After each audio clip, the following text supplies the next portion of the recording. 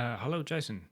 This video's very unscripted, and I will probably be clicking around the place and just trying to make sense of what I'm doing as I'm doing it. However, I have been looking at the sound files that you provided, in particular to start with this one. And that is, as you quite rightly said, a square wave. And so if I go to this VST that I've got loaded, which is a free one called Vital, you can use the first oscillator here, and you can pick a waveform in there from what are called wavetables. And wavetables are like a series of snapshots of waveforms. And if you look at this one here in 3D, you can step between different types of waves. So you start off with a sine wave, and then it goes to like a distorted sine, a triangle, and so on. So if I pick a square wave here, there we go, 2D waveform, square wave, and I play that, box standard square wave. Now, there's some other bits and pieces going on in the background with that sample, and I've been trying to emulate those a little bit. So if I start off with, let's say, some chorus,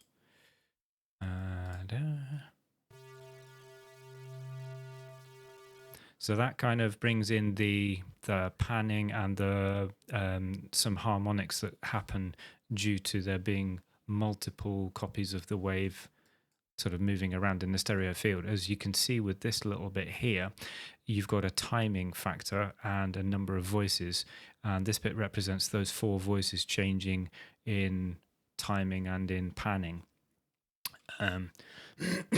So if I play those 2 sounds,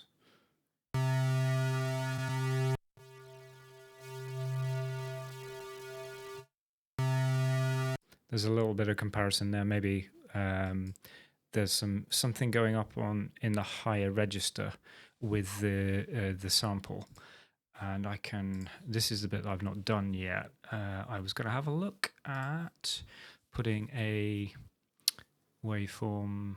What's it called? Analysis thing. Oscilloscope. That's the word I was looking for. Okay, I think I've got something. I just did a little bit of playing about in the background. So let me reset that. So if I do a single snapshot of the waveform from my synth, I get that. I believe the 2 colors there represent the 2 channels left and right. And then if I play the sample,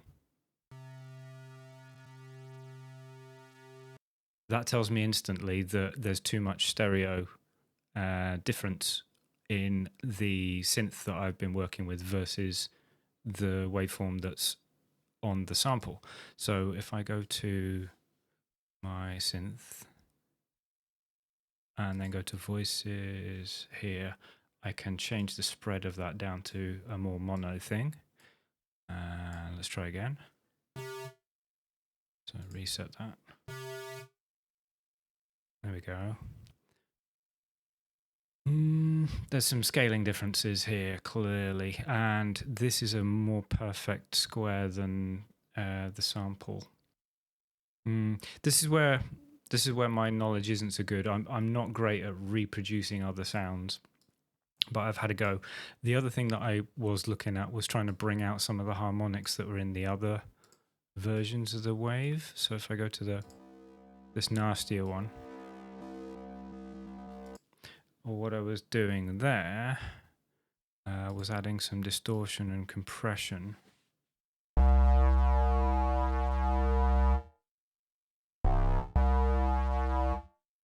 And the other thing I tried was actually changing the waveform so it wasn't quite so perfect. So if I jump through to, where was it? Some analog.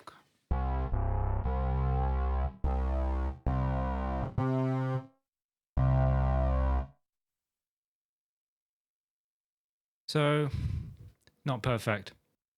So in this second page here, the effects page, you can add a chain of effects. So starting at the top, I've got distortion, then chorus, and then compressor, and then equalizer. So the distortion,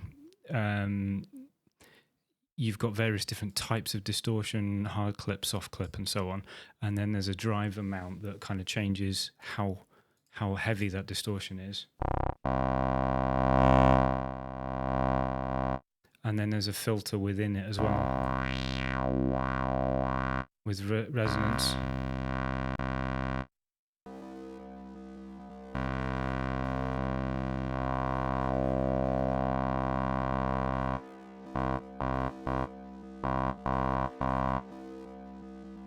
So I think that's kind of getting there.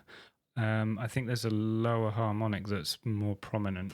So I was looking at the compressor after the chorus, and the chorus is, there's too much feedback.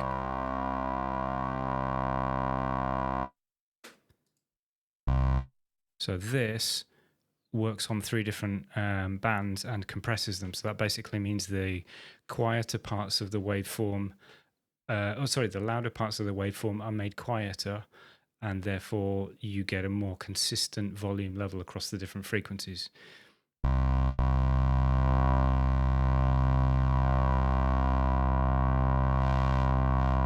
And then an EQ, equalizer, at the end, you can shape it again.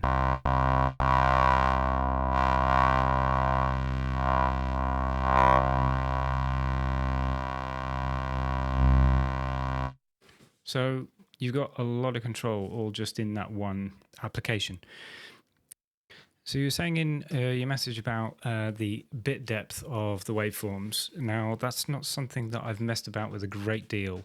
Ableton does have a bit crusher, and you can get free bit crusher VSTs that you could use in Reaper as well. I think it's called Redux or something like that in here.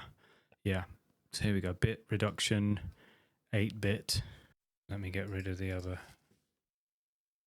elements to the synth here.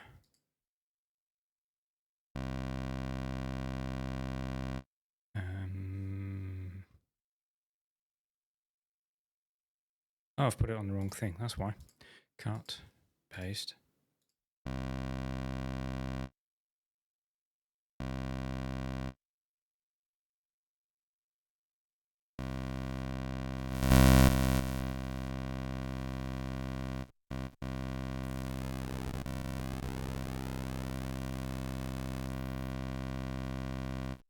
Now, as I say, bit crushing is not a sound effect that I've ever been particularly fond of, so I don't really know much about other applications that can do that.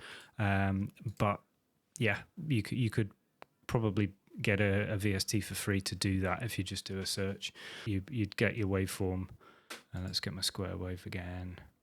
Factory basic shapes. Yeah. Yeah, there you go. So I don't know how much use that's been, but all I would say is if you want to get into sound design, an application like or this VST is amazing. You've got 3 oscillators. I'm struggling a little bit with sunshine on my screen, so I can't see very much. And you can change the waveform on all 3 of those. There's loads of free ones that you can download. So these are all waveforms that are to emulate existing pieces of kit, for example, or you can even just drag sound samples in there. So if I, for example, take that gritty sound and just drop it in there.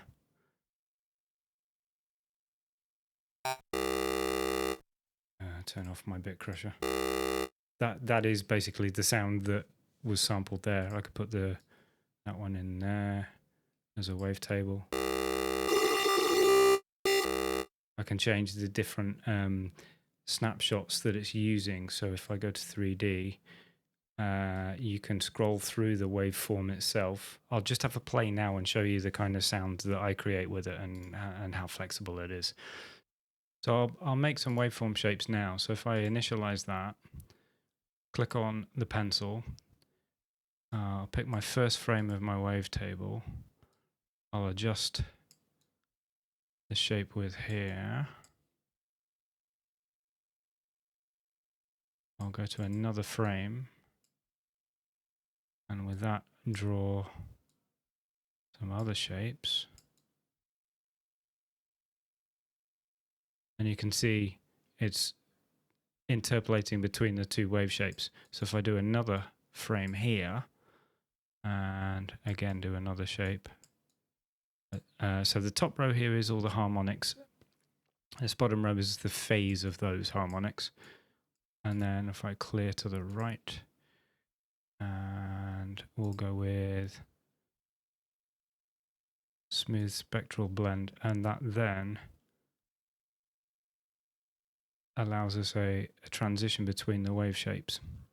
So I then close that, and if I look in 3D, you can see across the wavetable you've got different shapes of waveform.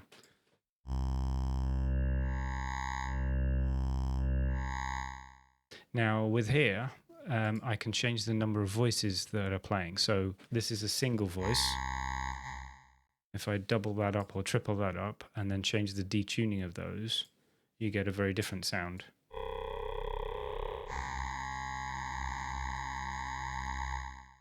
And you then change your envelope, so that means the volume is increasing, decreasing, and then decreasing again with different parts of the wave cycle. And I can, what else can I do? Let's have a think. I will use a low frequency oscillator, so this is an LFO, and drag that onto the position of the wavetable. And this is the tempo that that low frequency oscillator changes at. Let's make it a sine wave. Let's do favorites. Must be sine wave in here somewhere. Sine, there we go.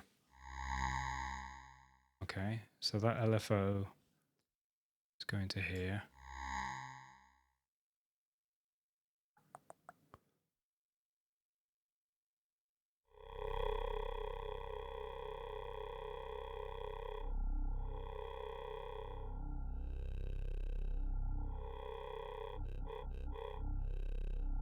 There we go. And clearly you can play more than one note at a time.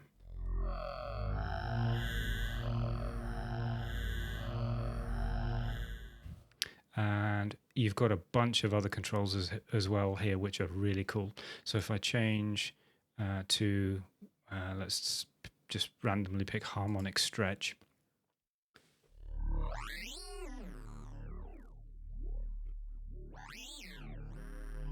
And again, I can apply another LFO to that. So let's put that there, and we'll make this LFO go a lot slower.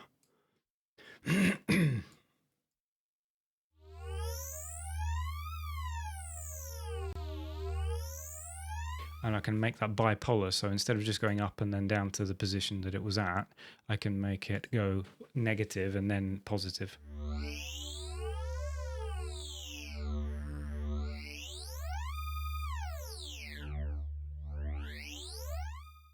And you've got 3 of these sort of oscillators that you can play about with. There's other sort of things that you can change. Instead of harmonic stretch, let's do phase dispersion.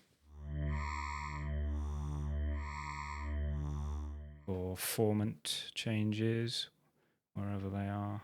Actually, formants are on this section here.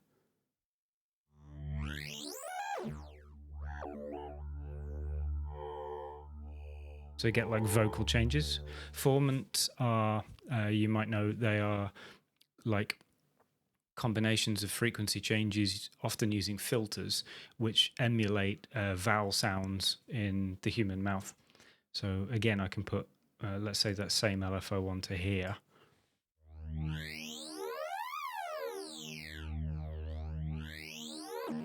Let's make that a little more subtle.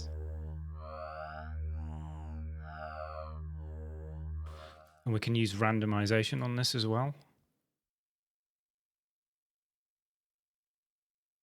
And make it stereo randomization so that the left and right channels do slightly different things.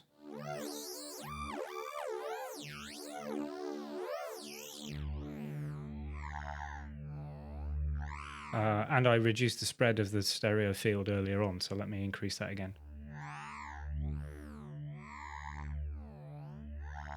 We'll put some reverb and compression on that because that'll sound more impressive compression.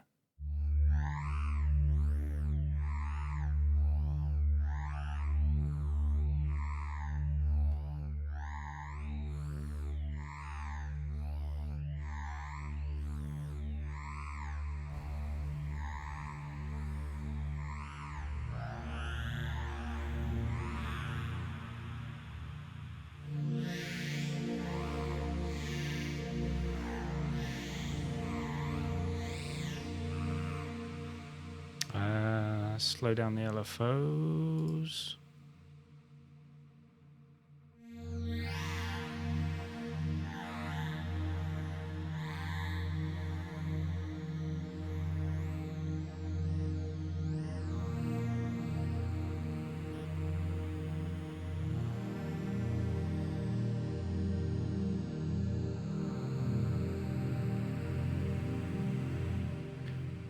Let's add a sub-oscillator. Actually, that's down 12 semitones already, so I'll take that up a bit.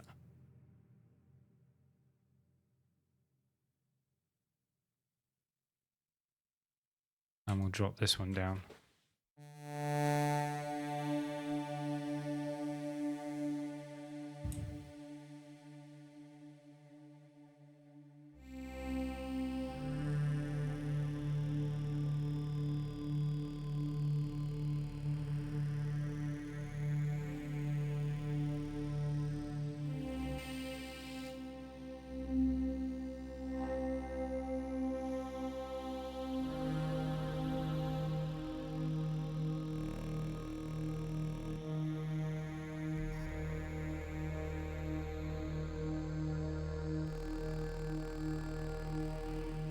And that's before we even get onto filters, which are often one of the best sort of sound shaping techniques there are. So I'll put both oscillator 1 and oscillator 2 through this filter.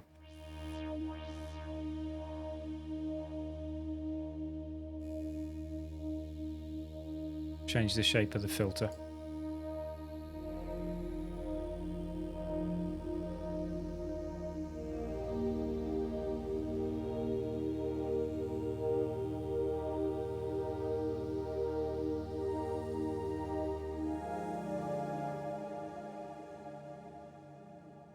So pretty good for a free synth. I'd say it's worth a play.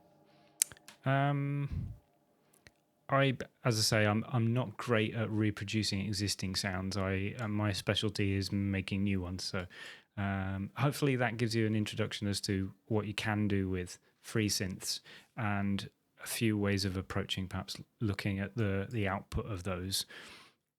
And I hope that's been of use. Let me know what you think. All right, see you later.